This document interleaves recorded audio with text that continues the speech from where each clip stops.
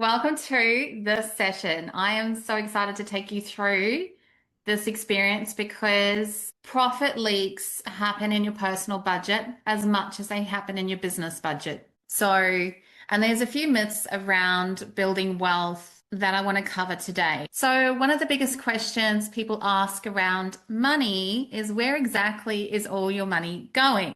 You work so hard to earn amazing money in your business, your partner's working, life is busy, and then at the end of the month, you're wondering, like, where did all this money go? Now, along with this is the same mindset for a business, but I'm bringing this lens into your personal finances today. Because if you've ever opened up your bank account or your banking app and just felt uncomfortable with the amount of money that was sitting there, then today is going to help you sort of claim back some money, get some clarity in exactly what is happening so that you can start taking action, right? If you don't know, you can't take action. I've got some examples to show you today because I've done this for my own life and I've got some examples to show you in a bit. So today, budgeting. Now, I want you to think of budgeting is really about, it's important to have a budget. Let's just say that.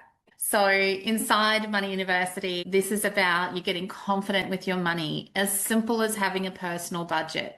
I'm going to go through some silent profit leaks inside your household that I've identified within my household, and maybe you are identifying. I know Cress is halfway through her budget. Annie has completed her budget. She went all in last week, Friday, and spent the day to do it. And it's really, really important to just kind of get it done. I had a personal budget wake-up call with $997. And I got that for eating out, but I don't think it was actually eating out. I think there was like groceries, 197, and eating out was like another 500.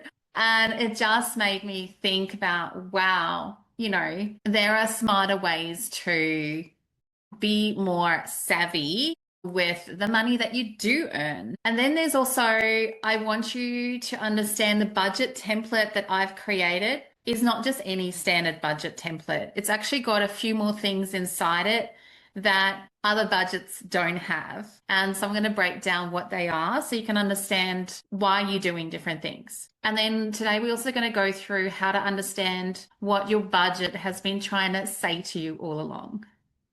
Right? And then I've got this budget template for you to dive into.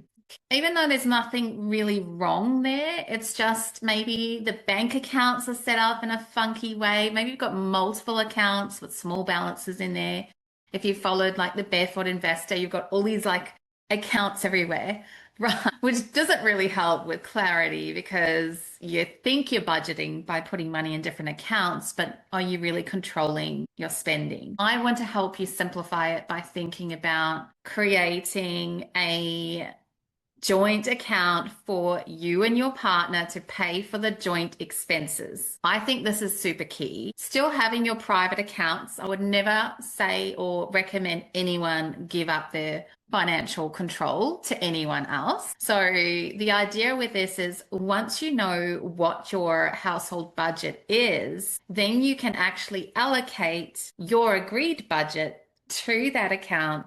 And then as it gets depleted during the month, you can start realizing like, oh, we're overspending. The other thing I like about that is because I also want to be able to not control, but sort of monitor where money is going in a way, especially for like eating out and silly minor things. I want to be able to actually plan for the future, have a good holiday, jointly discuss where the money is going. So this budget for me, and I'll go through that in a bit, really opened quite a few new conversations for my partner and I on the weekend. And I left him with the budget for an hour and it was really interesting to see how he got into it and did a few things. Not that there's anything wrong, but I think creating a joint account maybe is key, looking at maybe closing all those random accounts everywhere and actually just trying to simplify things for yourself. Really knowing what total income is coming in, if it's predictable, or what you really want to bring in, less what is actually going out. I'll share a bit more about that in the spreadsheet and show you the different sections on how you can like work out what needs to be in the joint account. So the next is like these small habits. So once you start going through your transactions for 30 or 60 days and categorizing them, then you can start adding up all these subscriptions. And I was quite shocked that we had $200 of subscriptions a month for random things that we don't even really use. And these are just quiet profit leaks. They're just draining money out of your life. When you finally add up what you're spending, then you can make choices. So we're going to take some action today about identifying what's leaking and then taking some action. Cressida's heavy on the canceling subscriptions, right? So we met in a private session and that's like the focus is like, let's just cancel as much as we can to get back to the base of what's necessary. Meal planning. So I don't know if any of you are like really good with meal planning. I'm sure Ria, no? Chris, you're pretty good with meal planning, aren't you? Yeah, Chris would rule this topic. I'd love to have you on as a guest, but sharing some of your meal planning like tips and things like that. Because for me, one of the biggest costs that you can control as a woman of the household is what you're eating every night, how much eating out is happening, and what snacks and types of food, because that adds up. It is a significant expense. If you can't change your rent and you can't change all the other things, what can you change?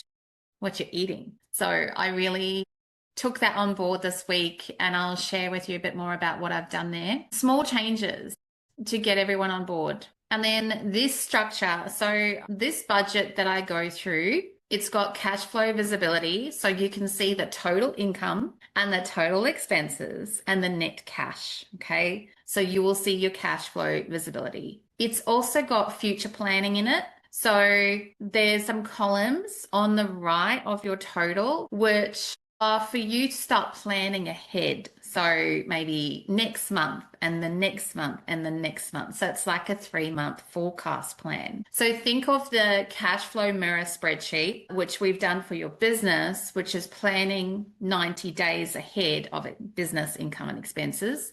We're kind of doing the same thing with your budget. And this will allow you to look at, okay, so maybe this month I spent $997 on food. Next month, I'm setting a budget of $500 because I'm going to do meal planning. I'm like organized. I'm not buying all this extra. And I'm focused on healthy, nutritious meals that aren't breaking the bank, right? So future planning then is you taking action and giving yourself your like future budget. It also has wealth allocation on the bottom. So on the bottom, there's a section for you to look at what's left over as far as income less outgoings to allocate wealth. So you can pay off your mortgage faster. You can put money into a savings account.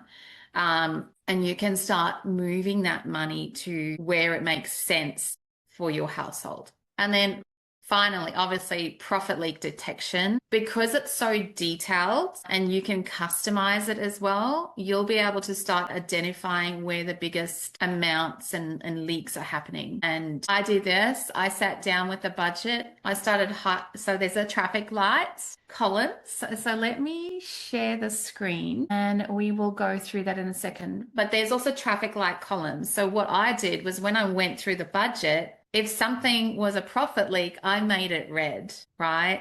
The little circle. I removed the other colors and made that red so that I could get Troy to sit down and be like, let's look at these things here that are red.